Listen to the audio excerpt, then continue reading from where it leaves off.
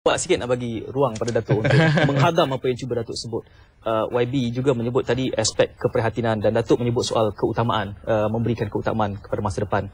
Dan walaupun kritik yang diberikan mengatakan bahawa Kabinet mengambil masa 4 jam atau lebih menentukan ini, tapi saya kira yang ingin rakyat juga lihat, mungkin juga mereka yang cuba memahami, adalah perdebatan ini beyond politics. Dalam erti kata, kalaulah Kabinet mengambil masa 4 jam, hakikatnya pihak oposisi juga mempunyai hari yang lebih untuk mencadangkan satu bentuk dasar atau polisi jangka panjang yang lebih ampuh yang boleh dilaksanakan. Jadi sampai ke peringkat ini, saya tidak mahu juga melihat perdebatannya hanya berkisar to capitalize on the popular aspect of the issue. Sedangkan kita bercakap soal masa depan negara. Mungkin kalau boleh saya dengarkan di peringkat ini, yang berhormat, memberikan cadangan bentuk dasar-dasar lain, sebab selain daripada penjimatan ataupun pengurangan subsidi, apakah tidak boleh ada after sale subsidi misalnya, bentuk-bentuk polisi-polisi yang diyakini dan boleh meyakinkan rakyat. Mungkin kalau boleh saya nak tambah sedikit tadi, apabila perkara ini dibangkitkan, kerana kita lihat di satu pihak kerajaan bercakap tentang mengurang pengstrukturan semula ini untuk mengurangkan beban dan tanggungan kerajaan, tetapi pada masa yang sama YB Salahuddin menyebut mengenai prudent, ketelusan dari segi integriti. Cumanya yang saya nakkan pandangan sedikit sebagai tambahan daripada saudara Syed Munawar tadi, apakah kerajaan dalam membuat keputusan 78 sen menaikkan 41% itu merupakan satu keputusan yang immediate, sedangkan kenaikan sepatutnya dah dilihat daripada tahun 2006-2007 dah ada kenaikan-kenaikan. Jadi kenapa persoalannya, saya kira yang masih lagi banyak diperkatakan, why now? Kenapa sekarang? Why now and why that much? Kenapa sekarang dan kenapa sebanyak itu? Dan apakah pihak oposisi ada? Di pihak saya nak dapatkan pandangan daripada, kerana bentuknya perdebatan, saya kira ada juga kepada saya untuk bertanya dengan yang berhormat. Dari segi cadangan, kalau saya kira dalam apa pun tindakan, cadangan jangka panjang dan jangka pendek. Dari segi jangka pendek, apakah cadangan yang boleh diberikan bagi meringankan beban kerajaan? Adakah subsidi ini perlu diteruskan, kita meneruskan amalan pemberian subsidi, ataupun ada kaedah lain yang YB rasakan boleh dikemukakan? Okay, yang pertama, saya merasakan bahawa sebagai seorang ahli parlimen, saya masuk penggalian kedua. Saya rasa kita punya satu tanggungjawab bersama dalam for the sake of the nation, for the interest of the people. Kita boleh berkongsi idea kita, dan kita boleh berkongsi kemampuan yang ada sesama kita untuk kebaikan negara dan rakyat. Ini yang selalu saya sebut, supaya kita mesti bersifat terbuka dalam perkara-perkara yang seperti ini. Kenapa tidak?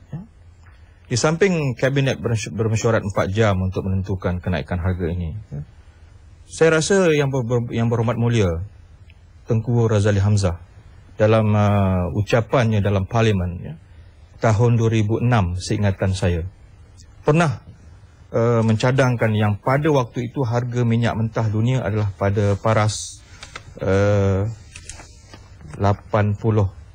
satu tong. Belum lagi. 2006 belum lagi. Tak apalah. Kalau nak ada $80 satu tong, kena tunggu 2007. Okey, lebih kurang begitulah. Janganlah lebih kurang, ni soal duit ni. Tak, maknanya yang berhormat mulia Tengku Razali pada waktu itu telah mencadangkan apakah persediaan kerajaan. Kita foresee benda itu pada waktu itu, kita anticipate bahawa harga minyak mentah di dunia itu mengikut laporan banyak international journal, business journal yang mengatakan akan mencapai $100 pada waktu itu. Jadi apakah persediaan kerajaan? Jadi itu pengalaman lepas yang telah boleh kita pelajari bersama.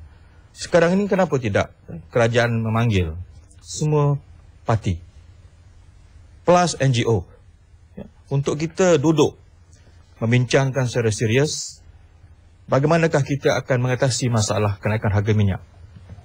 Kita boleh meramalkan mungkin dalam masa 2-3 bulan lagi harga minyak dunia boleh sampai pada tahap $200 satu tong. Jadi apakah mekanisme yang mesti kita capai? Jadi saya rasa sama ada kita daripada PAS, daripada UMNO, Keadilan, DAP dan semua NGOs kita menghimpunkan kepakaran-kepakaran ini untuk kita membina satu master plan, satu blueprint. Apakah mekanismenya? Banyak manakah subsidi yang boleh kita bincang yang rakyat akan selesa? Rakyat tidak marah dengan kenaikan harga minyak.